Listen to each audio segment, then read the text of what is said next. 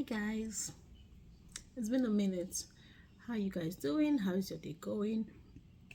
So a quick one, yeah. I woke up this morning thinking about something. Basically, it's about this guy that died recently, Charles Kirk. And honestly, I did not know anything about the guy before he died. So even the day he died, and I saw a lot of news about him, I was asking, who is this guy? Who is he? What does he do? What happened and all? So I got to know him after he died, and someone shared something with me yesterday. That's what actually is provoking me making this post right now. So what the person shared with me was a testimonial on people's responses after his death, what people said during his funeral memorial service, right? And I also watched a clip of what his wife said. His wife said that when her husband died, she first of all said that she forgave the shooter. Then she said when her husband died, she thought that there would be a revolution, but instead there was revival. And I started seeing a lot of people's comments. A lot of people were affected by this 31-year-old guy. A lot of lives all over the world were affected by the life he lived. And it made me start thinking, as parents, as human beings, what legacy are we going to leave behind? There is a hymn that says that we will fade from the earth, and its toilings will only be remembered by the things we have done. So what are the things we have done or are doing now that will speak for us? Yeah, Charles did not plan to live when he did, but he left a legacy, right? And I'm not saying that he was perfect. Every woman may have their flaws and all of that. All I'm saying is that this guy believed in something, and he focused on what he believed in despite oppositions. What do you believe in? When I was serving in my NYSC, there was something that happened. I can't actually remember what it was, but then the lady told me that it's either you stand for what you stand for right now, or you stand for nothing. So it's either you're standing for something or you're standing for nothing. It's either you tell yourself, okay, I can't just join the crowd. I have to stand for something. I have to do something about my life. Like, this is what I believe in and this is what I'm going to stand for. A lot of people are standing for different things, and a lot of people are just like, I don't want to offend other people. Let me just live my life easily, make friends. I don't want to step on toes. And if you look at everything we have gotten on earth, people fought for it. People fought for our right to an education. People fought for our right to freedom of speech. People fought for women to be involved in a whole lot of things, education, politics, and the rest, right? People fought for black people's rights. And when I'm talking about people fighting for things, they fought for these things because they believed in these things. And even if it meant their death, they fought for these things they believed in. They stood for that truth. And even if they will be telling you the truth, they are not trying to make you that is on the opposing part feel bad. Like, one thing I learned from Charles is that, yes, he calls this open debate. Here's your point. He tells you his point. He tells you, okay, this is what I believe. So I believe the Bible says this is what I believe that you should do. I'm a politician, but yet I'm also a Christian, and I believe that this is what should be done. And you bring out your own points, and let's reason together. I do not just threaten you and say, you are going to go to hell. No. If you're not following my point, you are going to hell. There's no two way about it. No. You make people see that this is it. People fight for things. Everything we have received on earth, People fought for it. People died for it. And I'm challenging you right now as I'm challenging myself. Fight for what you believe in. What will your kids remember you by?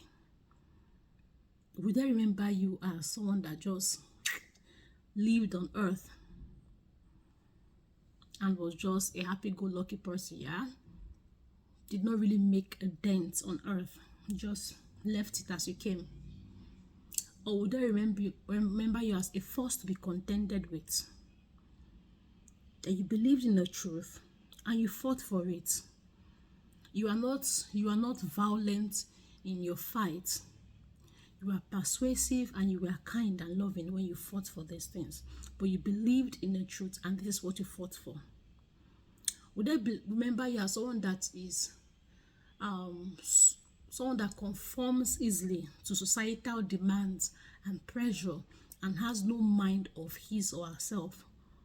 Do you have your own mind, or you know what you want and you're fighting for it? You are going for it. So I just want to encourage you, like I'm encouraging myself.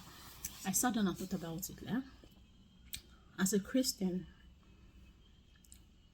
I asked myself, you could ask yourself too, but I asked myself, what am I fighting for? What legacy am I leaving behind?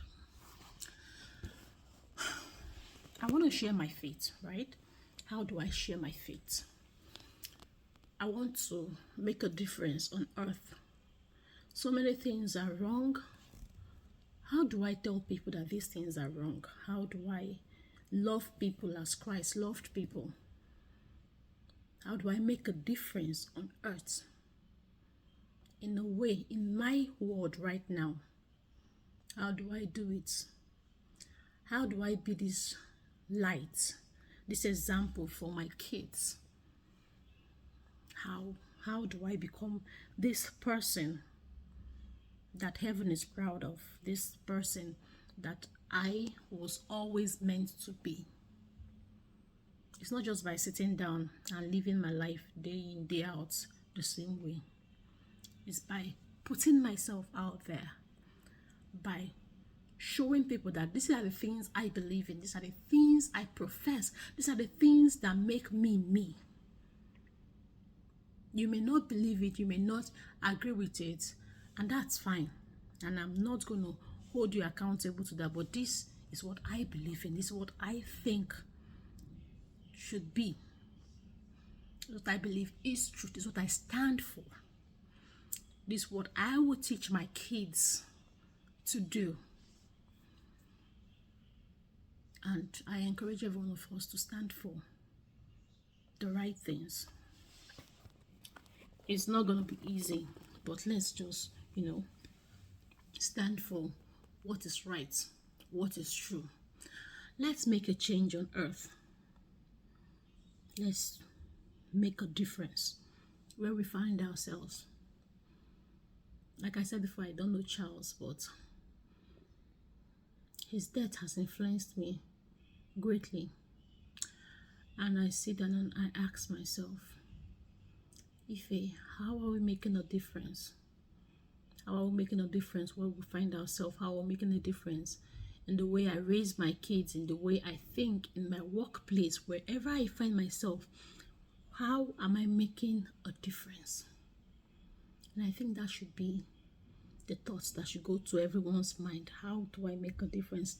Despite people's opposing view, despite how people hate it.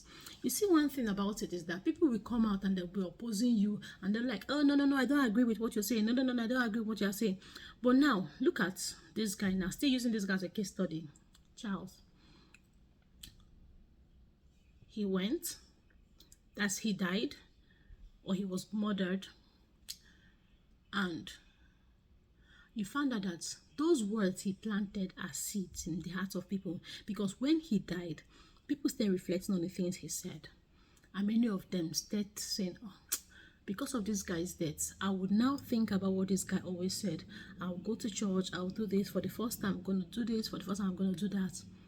And it makes me think that even if people fight against whatever truth I'm going to stand for, the seed has been planted. So I'm going to plant that seed. I'm going to go out there. I'm going to do something. I'm not just going to sit on the side. I'm like, I don't want to hurt anyone's feelings, or I don't want to be there in other people's faces. You find out that almost everybody is, other people are pushing their own agenda right before your face, pushing it, and they are so proud about all their different agendas, and you are the one like, I don't want to. Live boldly. You can't be a coward on earth. You can't. You have to live boldly. You have to stand for something and live for that. And I'll leave you with this question: what would you be remembered by? What legacy are you leaving behind when you leave? Because the truth is, every one of us, none of us is living this earth alive. None of us.